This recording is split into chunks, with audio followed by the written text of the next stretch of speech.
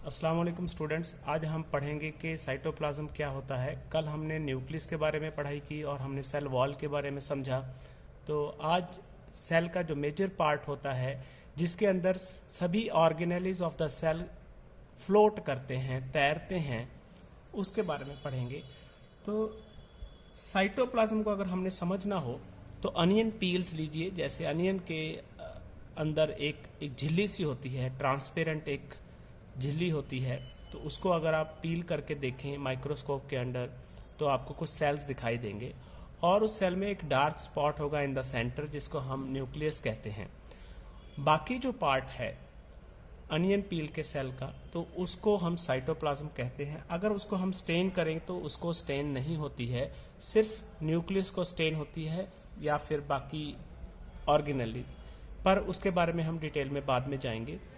तो यहाँ आपकी बुक में जो लिखा गया है, when we look at the temporary mounts of the onion peel as well as the human cheek cells, we can see large region of each cell enclosed by the cell membrane।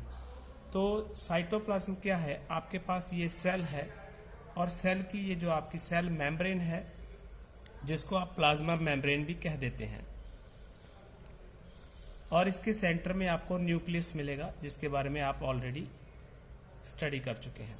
तो ये बाकी जो part है, this fluid part, जिसके अंदर बाकी organelles, small membrane bound vesicles, इसी तरह बाकी फंक्शनिंग स्मॉल सब units of the cells present होती हैं। इस पार्ट को, ये जो सारा पार्ट आप देख रहे हैं, except this nucleus, except this membrane, तो इसको हम कहते हैं साइटोप्लाज्म।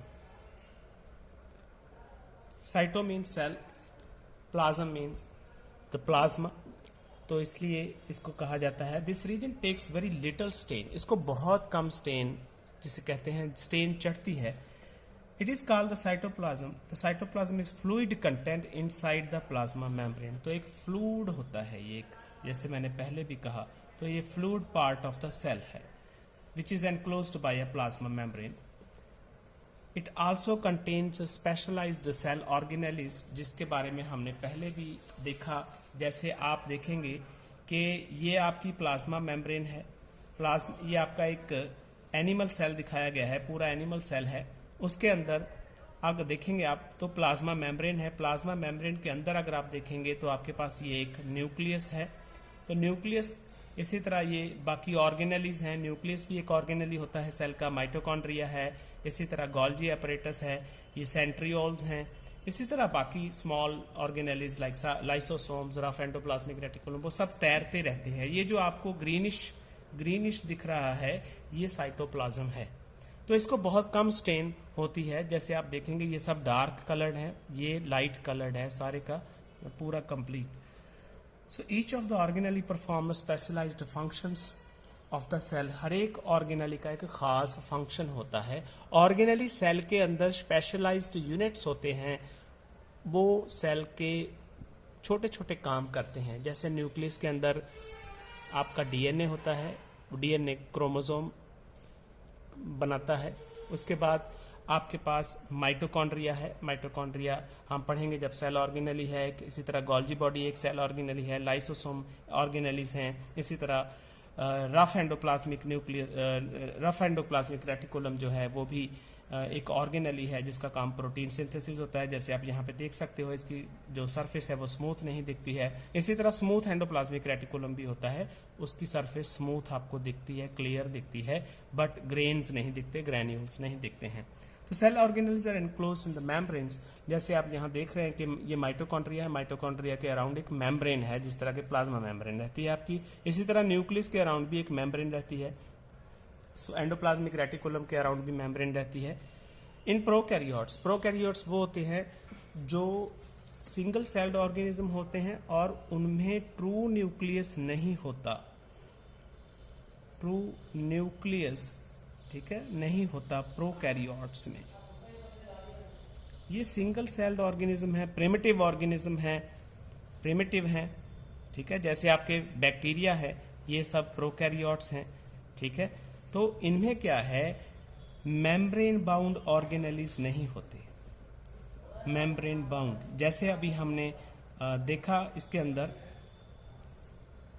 एनिमल सेल के अंदर आपने देखा ये एनिमल सेल है, इसके अंदर मेम्ब्रेन बाउंड माइटोकॉन्ड्रिया है, इसी तरह न्यूक्लियस के अंदर, न्यूक्लियस भी एक मेम्ब्रेन के अंदर है। सिमिलरली रफ एंडोप्लाज्मिक रेटिकुलम के अराउंड भी मेम्ब्रेन है, गोल्जी है, लाइसोसोम्स हैं, ये सब चीज़ें हैं। बट उसमें ऐसा नहीं होता, उनको प्रोकैरियोट्स कहा जाता है, जिसमें न्यूक्लियस एब्सेंट होता है, उसमें डीएनए जो है ओपन ही साइटोप्लाज्म के अंदर प्रेजेंट रहता है। On the other hand, the eukaryotic cells have nuclear membrane as well as membrane and closed organelles. तो यूकैरियोट्स वो होते हैं जिसमें आपका ट्रू न्यूक्लियस होता है।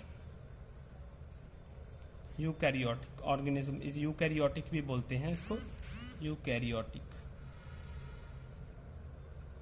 ऑर्गेनिजम्स। तो उसमें भी आपके पास एक डिफरेंस रहता है कि आपके पास जो न्यूक्लियस है वो ट्रू रहेगा, इसमें नहीं रहेगा प्रोकैरियोट में। इसमें मेम्ब्रेन बाउंड ऑर्गेनेलिज होंगे, जो ऑर्गेनेलिज हैं उनके अराउंड आपकी मेम्ब्रेन होगी, ठीक है, तो उनको यूकैरियोट्स कहा जाता है। तो अब significance of membrane can be illustrated with example of viruses. जैसे हमारे वायरसेस होते हैं तो उनमें कोई मेम्ब्रेन नहीं होती, तो उनके पास, इसलिए हम कहते हैं कि वो दे आर नॉट लिविंग। जो अगर आप वायरस की मेम्ब्रेन, जैसे आपने कोरोना वायरस देखा था, तो उसमें आपको एक मेम्ब्रेन दिख रही थी, बट वो मेम्ब्रेन वायरस की नहीं होती है। जिस ऑर्गेनिज्म पे वो अटैक करता है, जिसके अंदर वो रहता है, जिसके अंदर वो प्रोलिफरेट होता है, उसी के सेल्स की मेम्ब्रेन को वो ले लेता है।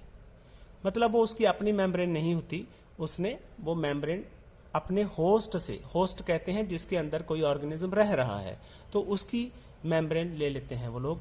तो इसलिए वायरसेस जो हैं they are not life, they are between the life and non life, means they are living between living and non living. So ये हमारे साइटोप्लाज्म के बारे था। तो साइटोप्लाज्म में बहुत सारे ऑर्गेनेलिज होते हैं।